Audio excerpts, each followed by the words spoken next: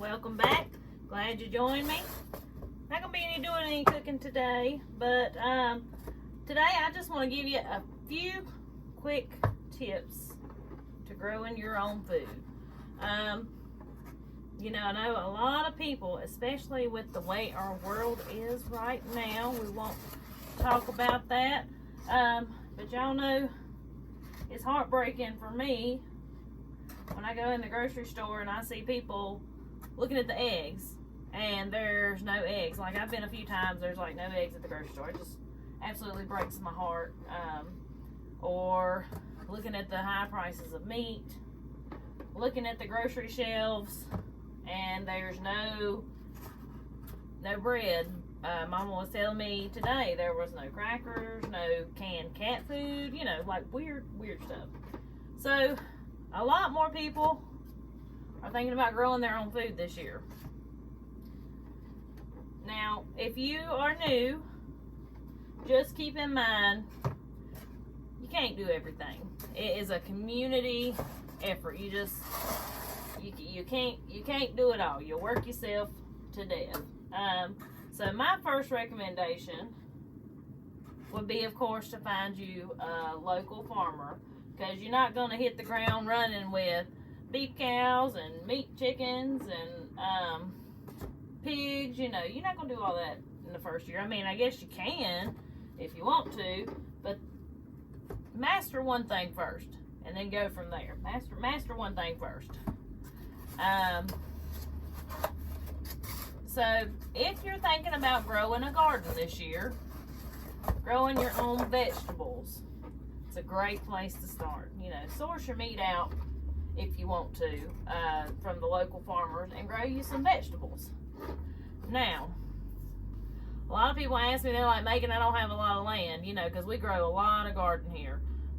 That's okay. That is A-okay. Where I have my chickens at now, which I'll show you in a minute, that actually is our garden spot for us. The other 2 or 3 gardens that we plant are mainly, that's what I sell out of. That's what I sell my produce out of. But I have a very small area that I grow our food in. My next recommendation, now I know you're going to see all these videos about starting seeds. Starting seeds is fun, but it does require some equipment. You got to have grow lights. You got to have those little seed trays. So if you're just brand new to this, if you go to your local greenhouse, a couple that are around here is Mitchell's Nursery in King, North Carolina, or you can go to, oh shoot, it's left me. There's several greenhouses up in Ararat, Virginia, which is not far from here, that do vegetable plants. So check out your local greenhouse. Go ahead and go get you some plants that are already started. That way that leaves that extra step out of it. You just take your plant when there's no sign of frost anymore, go plant your plant. You don't have to fight with starting the seeds, because even I at times struggle with seed starting, because if your little tiny seedlings get all leggy, they call it, it's hard to bring them out of that. You got to have the right amount of light and stuff to make them not do that. Or my next suggestion is to get plants that you can just plant straight from seed, like straight in the ground. For example, squash. We plant our squash from seed, our cucumbers from seed, our green beans, our sweet corn, all that. There ain't no seed starting. The seeds just go straight in the ground. Watermelons, you can do those straight in the ground. Kind of hard with watermelons around here because our growing season is almost not long enough, but you can do it. Pumpkins, if you start them early enough, you can plant them straight in the ground. So, try not to be too hard on yourself. Like I said a while ago, try to master one thing before you jump in head first into all of it. Because I just don't want you getting overwhelmed. Because what happens when we get overwhelmed and overworked, we get burnt out, and then it makes it not fun anymore, makes you not want to do it. And I don't want y'all feeling like that. So, when you're ready to start planting garden, go to your greenhouse and get you some plants.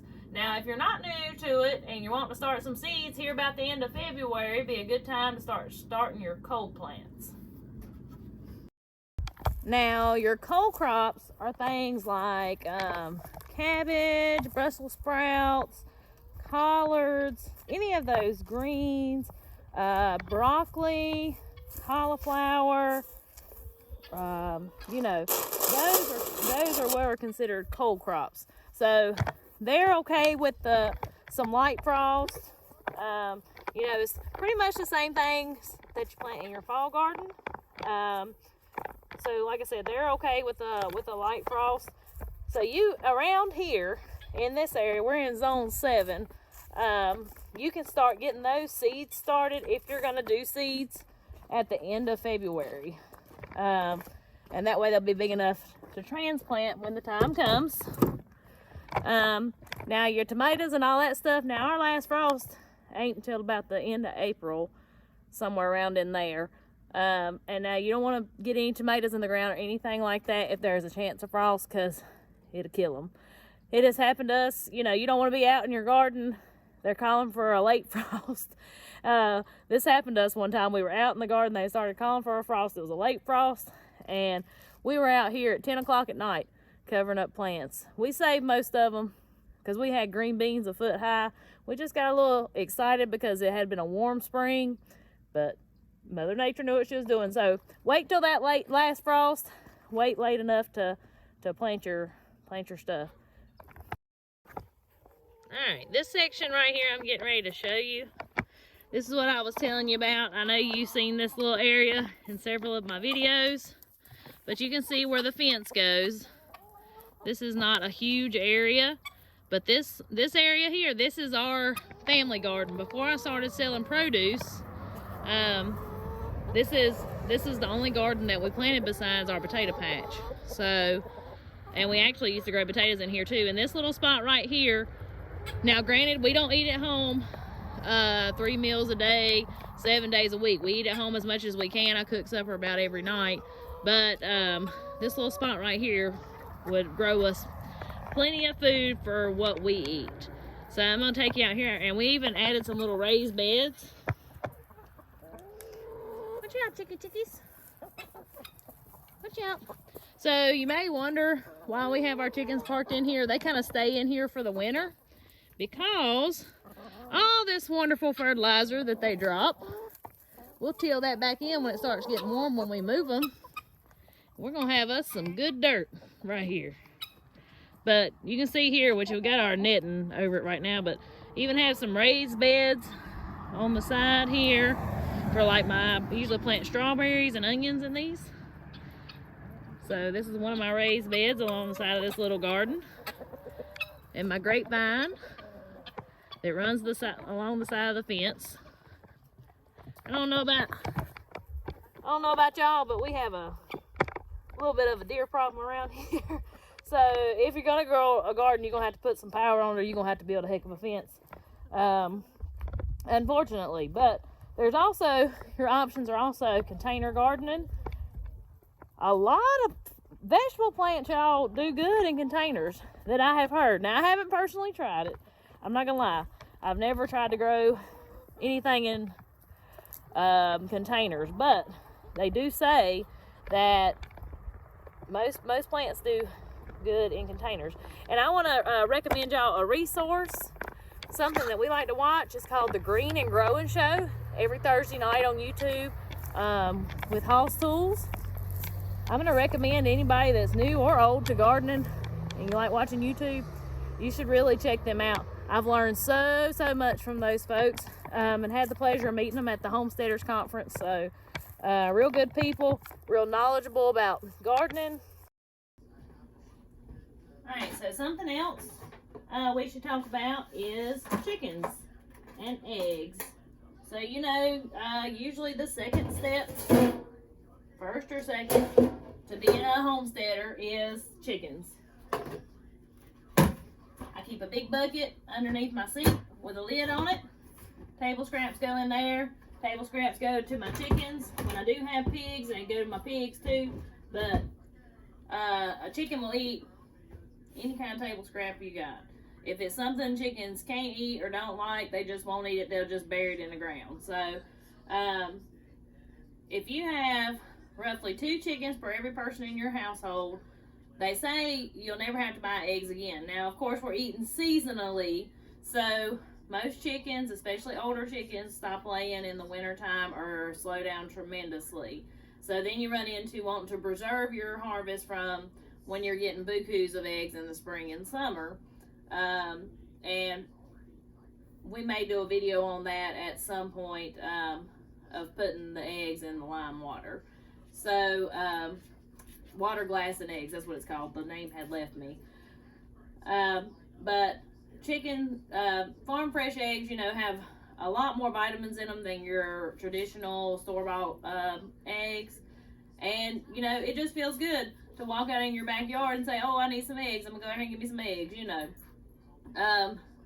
That's part of the growing your own food, is the satisfaction that you get from it. Something else like that just kills my soul. I was looking at the grocery store the other day. Yes, I still go to the grocery store, y'all, but mostly the stuff I buy is, you know, snacks and things like that for the kids, especially things for my little boy to take for lunch. But they've got like these pot roasts that are already packaged. The vegetables are already cut up. It's already seasoned. It's all packaged in this plastic, you know, over in the meat section. There's nothing wrong with that. Like, I'm not saying that ain't gonna taste good. You know, it probably does. But it takes the love out of it, in my opinion. Like, I don't know, it takes the heart out of the food, because you don't have any vegetables to chop up. That, you know, God knows where that meat came from. You ain't even got to season the darn thing. So, buy your ingredients separate. Season it the way you want to season it. Cut up your own vegetables.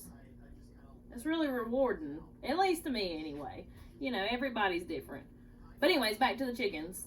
So, good thing about chickens, you get natural fertilizer. You can make compost, you know, from your deep bedding in your chicken coop. They help with bugs, because they will run around, if they're free-range chickens, run around and eat bugs. They will also eat your flowers and dig up your mulch if they're free-range, just a heads up on that. Or, you know, you could do the pasture raised like we're doing. We move them around with the electric netting. Works great, you know. But yeah, you get that natural fertilizer. All your table scraps you take to them, so you really cut down on your food waste, because technically you're not wasting the food. You're just, you know, giving the chickens a little snack. So, you know, that, I feel like that helps cut down on the food waste. So, chickens are not hard keepers. If you ever have any questions about chicken keeping, feel free to shoot me a message, shoot me an email. But chickens, they don't require a lot of room as far as where they sleep. As long as you have them a safe place to sleep, away from predators, if you want to let them free range during the day, or you can build them a run. You can get you, again, like this electric netting, if you want to keep them in that. So consider getting some chickens. I've heard a lot of good things about quail. I've got some good friends that raise quail for the eggs and for the meat, and that seems to be a real great resource. We're just not set up for quail here.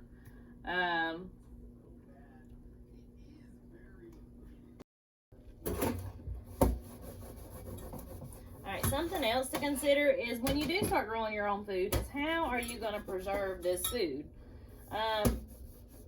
You know, if you've got a freezer, most vegetables freeze really good. You know, if you want to can it, you know, I've got 1.5 million videos about canning vegetables. Or a dehydrator. A dehydrator will be an excellent investment to help preserve some of your harvest. Because you definitely, you know, you're going to have stuff coming in all at one time. Stuff that you can't eat all at one time. When you've got 20 tomatoes, you can't eat 20 tomatoes before they go bad. I mean, some people might can, but I can't. So you got to think about stuff like that. I'm going to give you another example. Making your own bread. That is very intimidating to a lot of folks. Was very intimidating for me. And it's kind of one of those things, the more you do it, the better you figure it out. Like the first loaf of bread you make may not be the best thing ever that you ever put in your mouth like you're expecting it to be, but bread making, the more you do it, the easier it gets. Something that blows my mind, and I actually saw a TikTok on this today too, but I think about it when I go to the grocery store, is you go, there's no bread on the bread aisle, right? Like the bread aisle is just empty. You go a couple aisles down, there is plenty of flour, plenty of yeast, plenty of salt. Guess what, y'all? That's all it takes to make bread, those 3 ingredients. So don't panic, don't panic. These are just learned skills that you can do.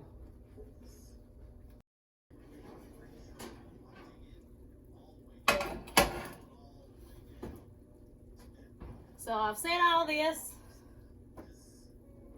you know, give you the different tips and things, but I just want you to know, even if you just grow 1 tomato plant in a pot on your back deck, that I'm proud of you. And you are taking the step to control your life. You're taking another step, you know, and taking control of your life, because guess what? You're not depending on nobody but yourself for that tomato that you're growing. And when you know, take it a little step at a time, and you can grow your own food. You can do it. I got faith in you. So I appreciate you watching today. I hope you enjoyed the video.